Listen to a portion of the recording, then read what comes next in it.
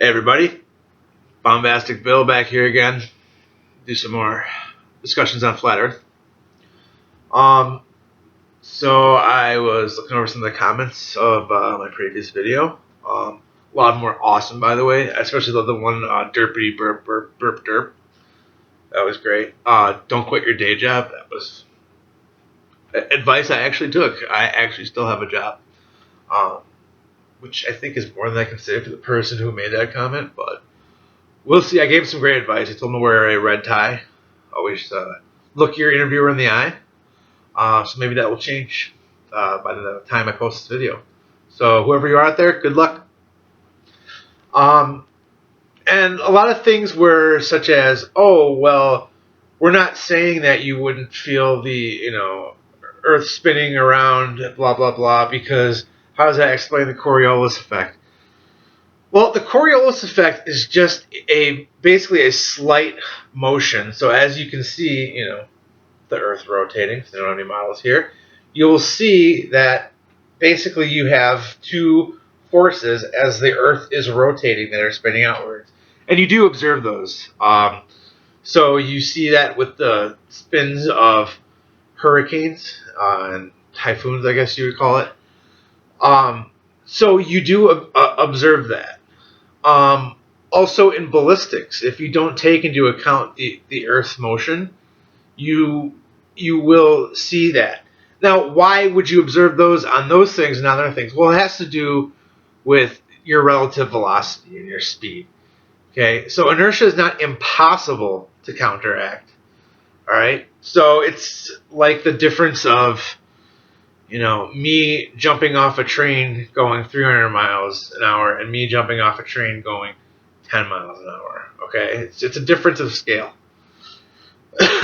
Okay, so the discussion I want to have today that I don't understand why flat earthers agree to, or argument-wise, I guess this is not really technically an argument that flat earthers use, but it's always something I'd love to know how they believe the Earth is the way it is, and that's plate tectonics. So if you are in real life, you know that we have a mid-Atlantic ridge. So we have areas that are rifts that magma is coming out, and we're getting more basalt laid on the ocean, and then we have subduction zones where the crust is going back in to the Earth. And where these happen, you have these trenches, and where you have subduction zones, obviously you have an increased chance for earthquake because you have the pressure coming from this one plate going underneath the other, and sometimes they can get stuck. And then where you have the creation, you basically have this lava, coming out and the plates expanding. How do they know this is happening? Well, one, they observe it. Two, they also noticed something back, I think this was after World War II, when they started doing a lot of oceanography, and they noticed that parts of the ocean floor had their polarities reversed in terms of the magnetic pole. So some areas, it looked like the Earth's magnetic pole was north, and sometimes it looked like the Earth's magnetic pole was south.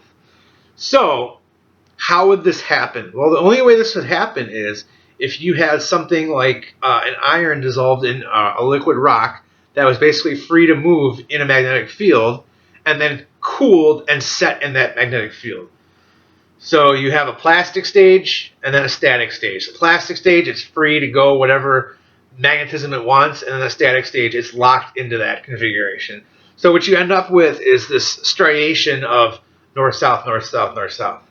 So that's showing you that you are basically getting new ocean floor being made. I forget how many thousands of years. Don't quote me on that. And my whole question is, if you have a flat Earth, how does that work? You would basically have an ever-expanding Earth or an ever-shrinking Earth. How would it work on a flat Earth where you have both subduction zones where the Earth is going back into its crust and expansion zones and rifts where you're actually creating crust?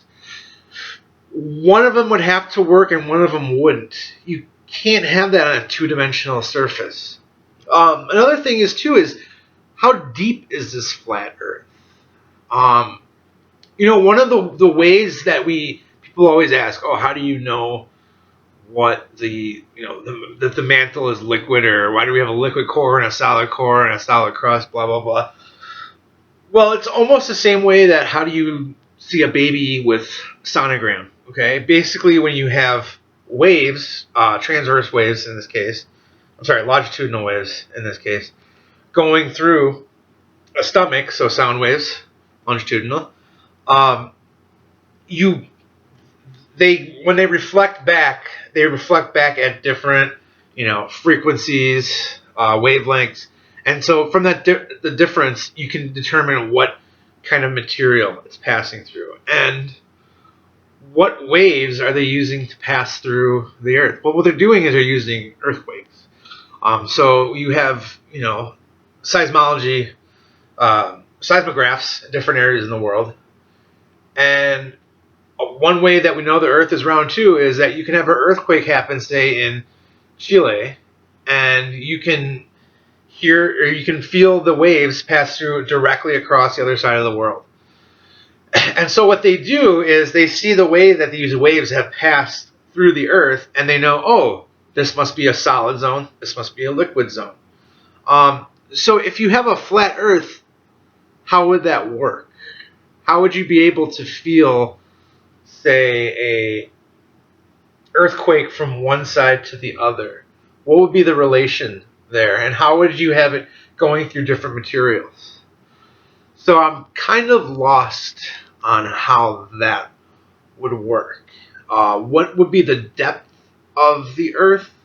What would be beneath the Earth? Is there somebody from the UN standing at that place with a gun saying you can't go here, preventing people from seeing the bottom of the Earth?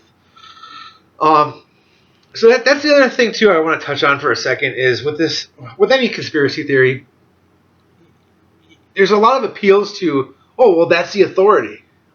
They're going to prevent you from doing A, B, or Z. Okay. That doesn't work. And you can't be everywhere at once. People talk. People brag. That's why, okay, you might want to crucify me at this point, people who believe the spherical model, but I, for one, believe in UFOs. I think that there's other life forms that could possibly be visiting this. I'm not saying there definitely is or definitely is, but that's something that could possibly happen. Why? Because that's something that we could never control. And I don't care how high a government official you are, how big your Illuminati is, you can't suppress that information. Okay? You would have to, and that's what we see. We see videos of things that we just can't explain. Okay? There's not somebody there blocking it up. So it's stuff like that you couldn't hide something like that, but you couldn't hide something like the fact that we're in a flat Earth. I'm sorry. You could. What am I trying to say here? You could hide something like. You couldn't hide something like the flat Earth because, like we see countless videos, we see people are actually viewing the Earth from space. Okay. I don't get why everything has to be fake. How you distinguish fake from real. So one of my many arguments for the flat Earth is if NASA came out tomorrow and said, "Look, we've been lying to you. The Earth is flat," there would still be people saying, "What are they really hiding?" So there's always that percentage of people that will never be convinced, and I think that is who the loudest voices are in the flat Earth society. The majority of the people are people who really just don't have a basic understanding of science. I hate to put it that way, but they just don't. They think they know how science works or what's supposed to be scientific. They kind of use a lot of what creationists say, like, oh, that's not testable, observable science. You have to be able to see this and see that, blah, blah, blah. They kind of use those arguments, which don't really hold up in a court of scientific peers. So I just don't get that. So thanks for all the views. I got one last. Somebody commented that I was not bombastic. It's kind of like my nickname being Tiny. It's supposed to be funny. I'm not really that bombastic. Pretty deferential in a lot of cases, like most white people my age. So, all right, everybody. Thanks for all the views, and please subscribe and like.